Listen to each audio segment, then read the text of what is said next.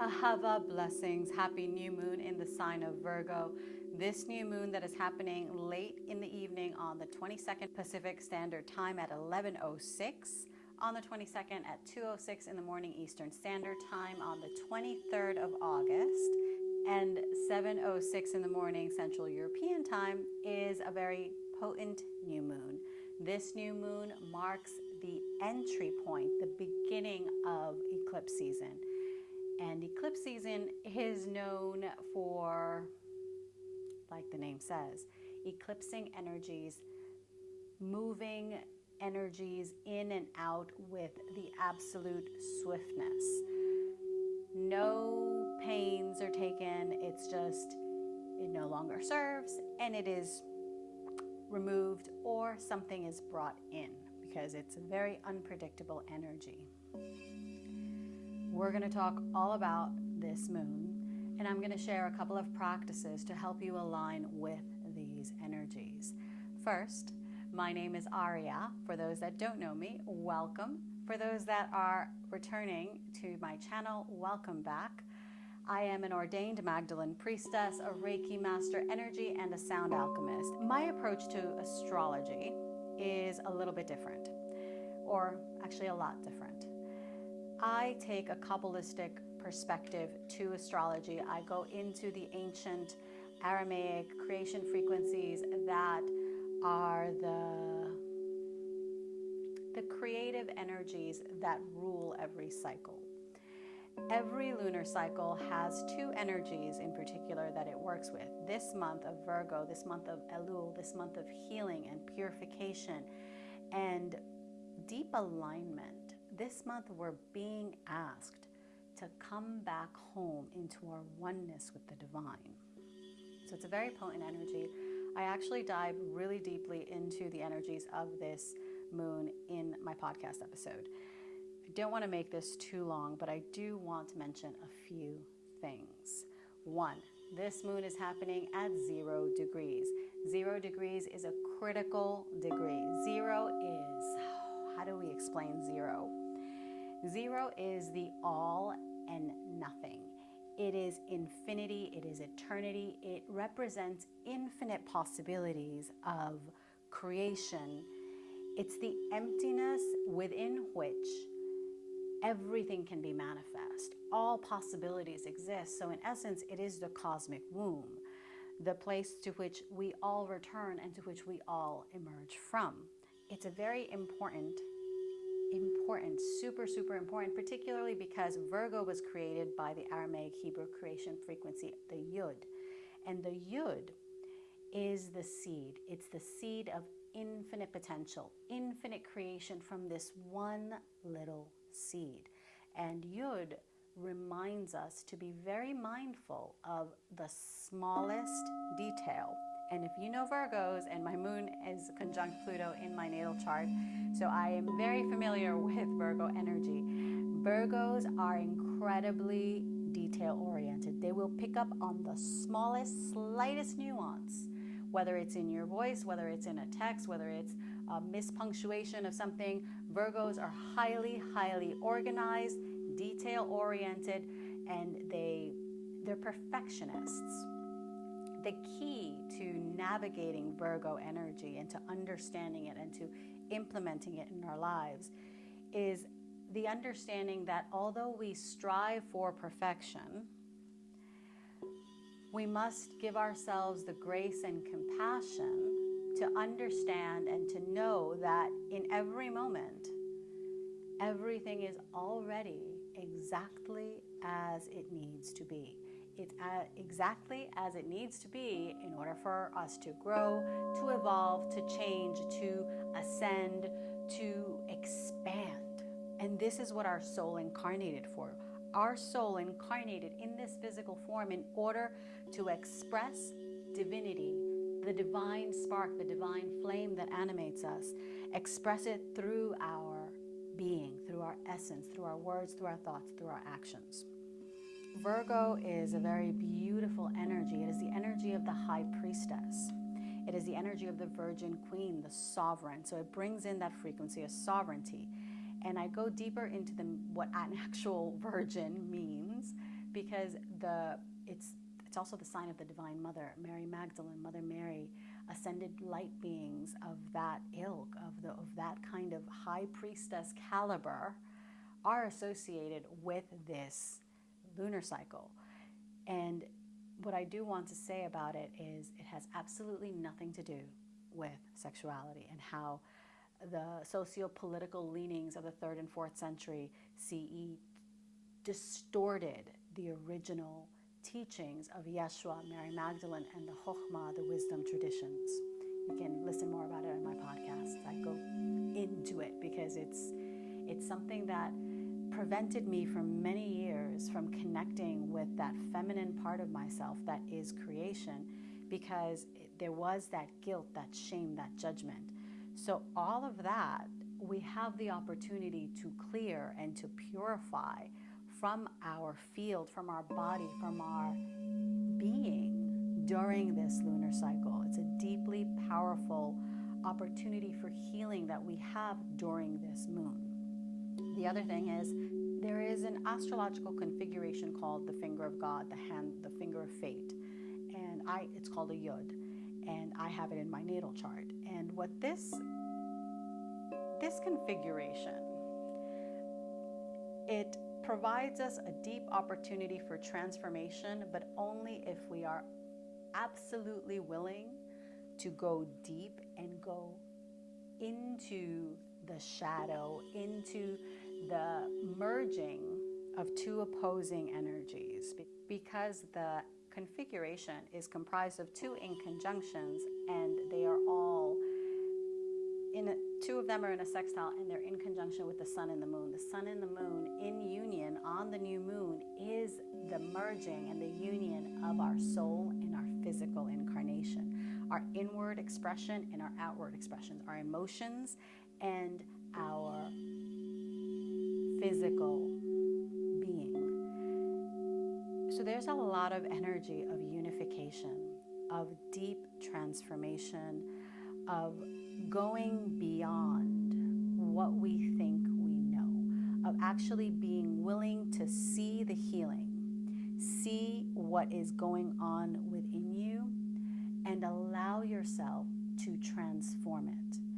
The opportunity is there. We have all of the tools. We have the wisdom, but do we want to access it? Do we have the courage to go within and to face those parts of ourselves in order to emerge and rebirth ourselves within the cosmic womb energies of this moon? The other thing, this moon is really about letting go. It is about surrendering, trusting that we are held by the divine. We are absolutely held, protected. And I know that there have been times, or there are times, or you may be feeling this right now, where you feel everything is chaotic, where you feel you are completely exposed. However, when we feel like this, it is often when we are being our own worst enemy.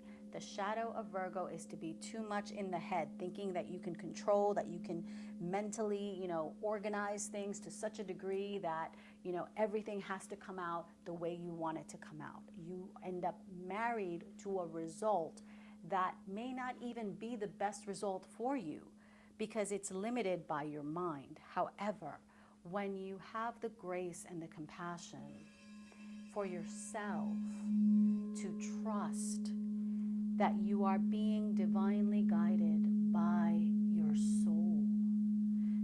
soul in its infinite oneness with the divine. So it's that union, because the soul, your higher self, is not separate from divine, God, Goddess, Source. You yourself are not separate from the divine. We just think we are. And it is that illusion that we can control, that we can, maneuver things and be completely 100% guaranteed of the outcome. That is where we fall into that trap, and that keeps us in separation and in chaos and in resistance, and it prevents us from actually receiving the blessings that the divine has for us. We have to get out of the way. Reish created Mercury. Mercury rules Virgo. One of the main teachings of Reish is discernment. You can use the highly analytical, critical perspective of Virgo, the rigid, disciplined, things have to be a certain way energy of Virgo, and you can use it to destroy yourself. You can use it to be hard on yourself. You can use it to be judgmental, to be harsh, to be critical, to be unkind to yourselves or to others.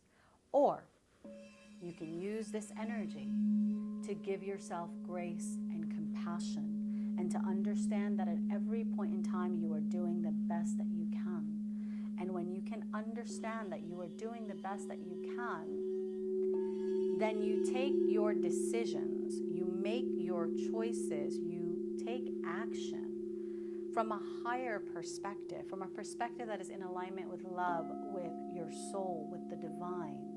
And from that perspective of taking action from a place of trust, not fear, not judgment, confidence that we are held in that space of shifting that perspective from being critical and thinking that the problem is always outside of us, to taking responsibility and accountability for ourselves and knowing that every moment we are creating our reality. When we can shift that perspective and give ourselves forgiveness and grace and love and bring ourselves into the heart space, then we can allow the divine blessings to pour into us. We can forgive, we can align, we can shift our vibrational frequency. And when we shift our resonance, everything else falls into place. Everything comes into harmony and into alignment. And that is what we want. We want to let go of the judgments, of the harshness, of the thinking that we know how things are going to work. No, we don't. Only the divine creation energy knows how things are going to work. And even at any point in time, even if you're an intuitive like me and you're very, very attuned and you can read energy, there are always multiple timelines in every moment. So there is no one path, because every path has multiple little branching points. And you can tune into one timeline, but you may actually be seeing 5 different possibilities open up to you or more. So there's really no way to know for certain what is going to happen. The only thing we're in control of is the frequency and the resonance with which we work with. What are we seeding, Yud, into our creation?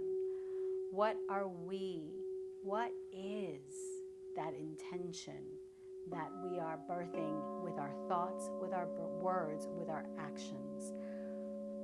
And that seed matters. Everything that you do matters. There is nothing.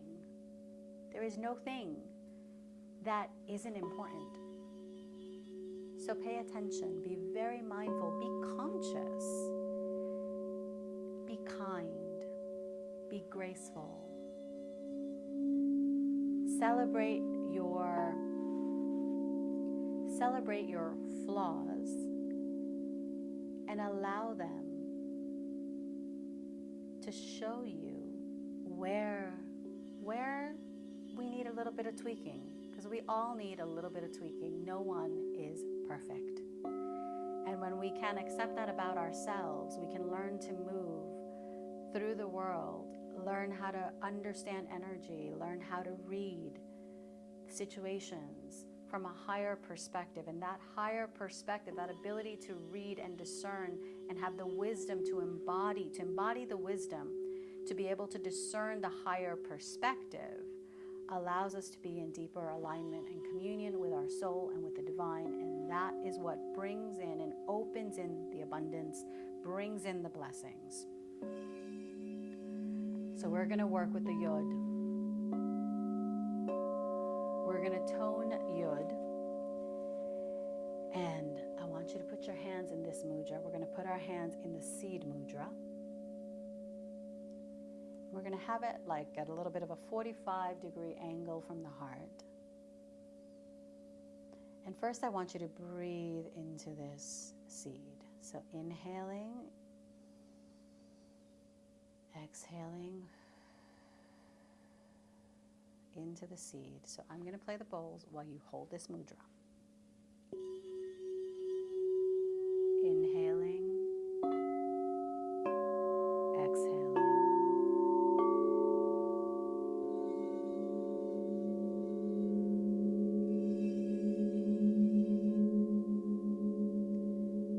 The throat chakra and the sacral, the womb, are activated during this cycle. So focus on the womb with your breath.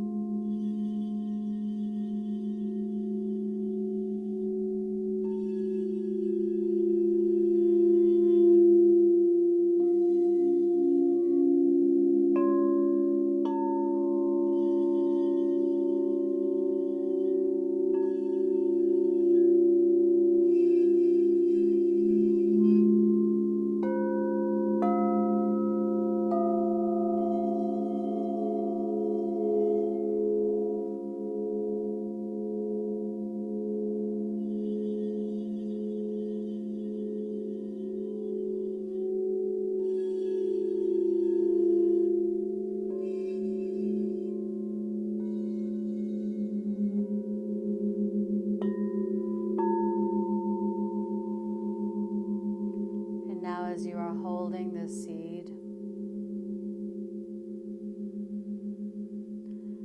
we're going to tone Yud.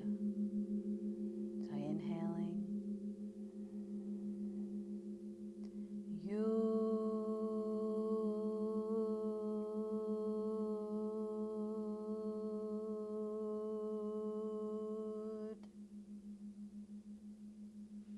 Feeling into the energy.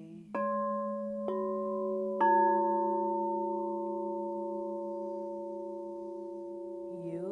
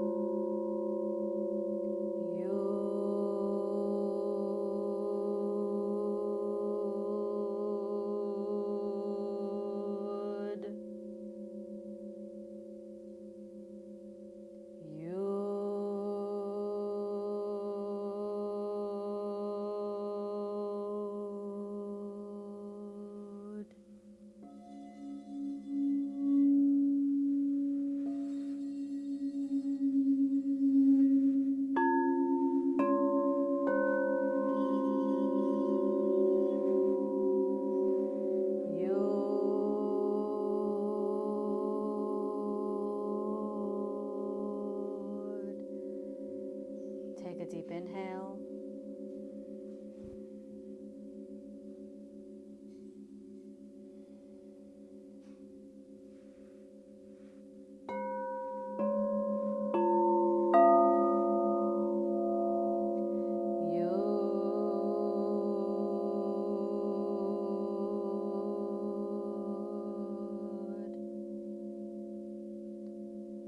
Taking a deep inhale,